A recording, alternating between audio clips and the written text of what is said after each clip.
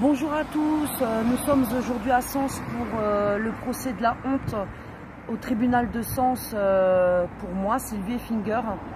Et je voudrais vous présenter une maman concernée par les placements abusifs. Et je vais vous la présenter pour qu'elle témoigne. Bonjour Nolwenn. Bonjour. À toi la parole. Je suis la maman de Yanis qui est placée depuis 2019. Et voilà, qui est également sous traitement médicamenteux contre son gré et qui a des graves effets secondaires. Et Madame Lapierre ne veut pas arrêter les médicaments. Comment a démarré cette histoire et l'enlèvement de ton enfant? Ça a commencé avec les signalements. Ensuite, j'ai eu deux dames du conseil départemental qui sont venues à mon domicile. Et mon enfant, c'est normal, il était stressé, il n'était pas bien, voilà, elle le poursuivait dans la chambre et tout ça. Donc elles ont dit que voilà, il fallait des éducateurs administratifs, autrement ça sera des judiciaires et que voilà, j'avais pas le choix en fait. Donc j'ai accepté parce que j'avais pas d'avocat, je connaissais pas et tout ça. Ça a commencé avec les éducateurs administratifs à domicile, harcèlement, visite surprise, raconter n'importe quoi sur mon enfant et sur moi. Il me disait que voilà, qu'il me le prendrait à l'école, à la maison. Ça a commencé. Est-ce qu'ils t'ont dit pourquoi ils t'avaient signalé? Non. Non, voilà. Donc il n'y avait pas de motif pour qu'on te signale. Voilà. Tu n'étais pas une maman alcoolique, maltraitante, tu prenais bien soin de ton enfant, tout à fait. Suivi médical, suivi scolaire, tu étais autour de ton enfant. Tout à fait. Donc suite à ce harcèlement des services sociaux, qu'est-ce qui s'est passé ensuite? Et ensuite, ça a commencé,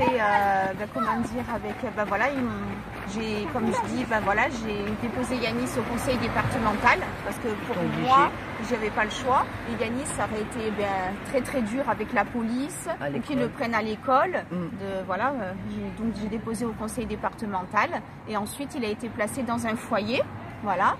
Le même foyer que Leroy, hein, à Sens. Et là, il y a une éducatrice. Voilà, qui a balancé Yanis sur le lit dans sa chambre. Il n'y avait personne qui a vu. L'a griffé, étranglé, malmené.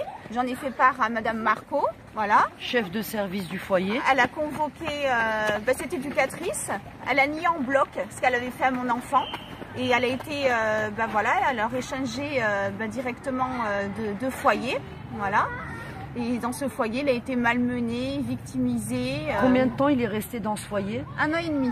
Est-ce que tu as pu porter plainte pour les agressions sur ton enfant? Non, parce que Madame Marco m'a dit non, il ne faut pas porter plainte, on va enlever l'éducatrice en question. Alors, suite à ce placement dans ce foyer, ton enfant a été déplacé. Voilà. Qu'est-ce qui s'est passé ensuite pour Yanis? Il a été dans une famille d'accueil, voilà, chez Madame Pia. Yanis a sauté par la fenêtre avec son matelas. Quel âge avait-il? Il avait 8 ans. Okay. Voilà. Et du coup, pour venir nous rejoindre, sa famille. Donc il a fugué pour aller voir sa maman. Voilà, il voulait rejoindre sa famille. Un cycliste l'a vu, c'était la nuit. Donc il a appelé la police. Et du coup, la famille d'accueil est venue le chercher. Et Yanis a été tapé. Voilà, elle a perdu son sang-froid. J'ai su ça le lendemain avec l'éducatrice, Madame Cellier du conseil départemental. Elle a perdu son sang-froid et elle a tapé Yanis. Donc tu as pu porter plainte? Oui, j'ai porté plainte contre Madame Pia. Une honte. Elle a eu juste un rappel à la loi. Et pendant le jugement, elle est venue et Yanis est reparti chez cette famille d'accueil. Voilà. La famille d'accueil maltraite l'enfant. La maman porte plainte, la famille d'accueil conserve l'enfant, elle a juste un rappel à la loi. Et aujourd'hui, cette famille d'accueil a toujours son agrément. Le département ne lui a pas retiré son agrément. Que s'est-il passé ensuite? Donc Yanis est retourné chez cette famille d'accueil. Ensuite, il a changé, il est parti dans le 77. Donc ils l'ont mis où? Dans le 77, dans le département 77. Un foyer. Dans une famille d'accueil, Encore une famille. Et cette famille d'accueil était très fatiguée, psychologiquement et moralement avec mon enfant. Mais on va où en fait? Oui, parce que c'est son travail, la famille d'accueil. Elle a un agrément, elle est formée pour accueillir des enfants. Et des enfants arrachés, ils sont perturbés, ils sont traumatisés parce que c'est violent, un enlèvement d'enfant. Enfin, quand on enlève un enfant à sa maman. Donc forcément, l'enfant, il est en souffrance. Qu'est-ce qui s'est passé ensuite dans le 77, dans le 77, dans cette famille? Dans cette famille d'accueil, ben, Yanis, voilà, elle disait qu'elle était trop fatiguée avec lui. Et puis il a été déscolarisé aussi. Voilà, il a pu être à l'école, il a perdu une année d'école. Donc comment ils en sont arrivés à le mettre dans le circuit CMP? Bah, c'est avec le conseil départemental, voilà. Moi j'ai pris, des rendez-vous à Paris pour qu'il soit consulté par un pédopsychiatre. Ils t'ont empêché. Voilà, j'ai toutes les preuves. Ils veulent pas, comme ils empêchent la maman de faire un suivi en libéral. C'est systématiquement un CMP et des médecins qu'on impose. Alors qu'elle a l'autorité parentale, elle doit pouvoir décider du choix du médecin pour suivre son enfant. Est-ce que ton enfant avait des soucis psychiatriques ou des troubles avant cet enlèvement de 2019? Non, pas de troubles connus. Donc, on voit bien que c'est le placement qui a créé cette souffrance, ces troubles de comportement, les violences, les déplacements entre les foyers, les familles d'accueil. Comment il est Yanis aujourd'hui? Ah bah là Yanis, voilà, il est sous Risperdal, il est drogué, il a des palpitations au cœur, il est très fatigué, il perd la mémoire, mal au ventre, crampe dans le ventre, voilà, il transpire avec des boutons. Tout ça, bien entendu, t'en fais part aux médecins et au département et aux juges. Voilà. Qu'est-ce qu'ils font? Rien du tout. Donc ils continuent à te forcer à médiquer l'enfant. Voilà. Est-ce qu'il y a un diagnostic de posé sur ton enfant par le pédopsychiatre du CMP? Madame Lapierre a dit trouble du comportement, de l'attachement, voilà. Toujours moi pareil. j'ai aucune preuve. Voilà, c'est pas un diagnostic quoi. Et usage de faux, le dossier MDPH de Yanis, parce que c'est pas moi qui l'ai signé, c'est falsification. C'est la juge des enfants, Madame Mouton et Madame Lapierre. Et j'ai dû me déplacer à Périgny. Il était caché. Et le dossier psychiatrique également, j'ai fait intervenir la CADA. Et là, ça recommence hier. Ils te bloquent encore l'accès au dossier médical. Voilà. C'est reparti, mais je vais réenclencher la CADA. Donc il y a vraiment une volonté à cacher les informations que les parents devraient avoir, notamment sur la situation médicale. Qu'est-ce que tu attends aujourd'hui et qu'est-ce que tu fais aujourd'hui pour sortir ton enfant de cette situation? Là, j'attends de partir à la cour d'appel, de cassation, et je continue le combat. Mon but, c'est qu'ils arrêtent les médicaments sur Yanis. Qui n'a pas besoin de traitement, juste de retrouver sa mère. Il a besoin de sa famille, et de retrouver sa vie d'avant. Alors, qu'est-ce que tu as comme droit au niveau de ton enfant de visite et d'hébergement?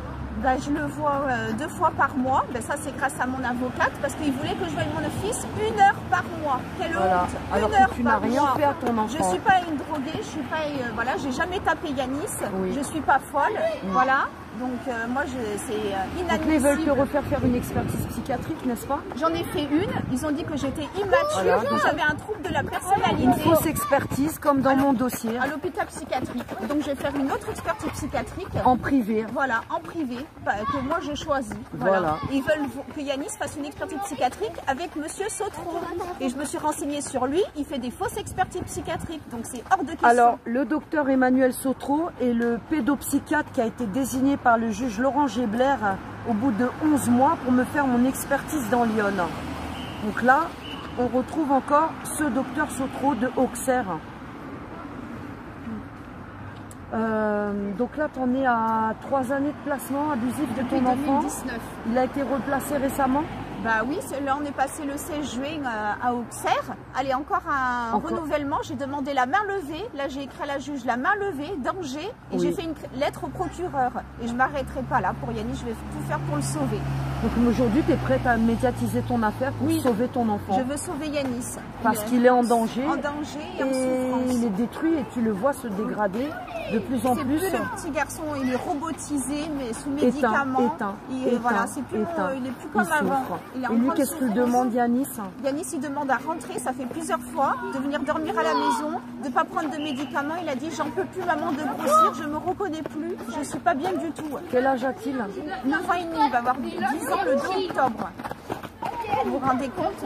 Voilà les gens, donc à Sens, comme dans toutes les autres régions de France, il y a beaucoup d'enfants placés abusivement.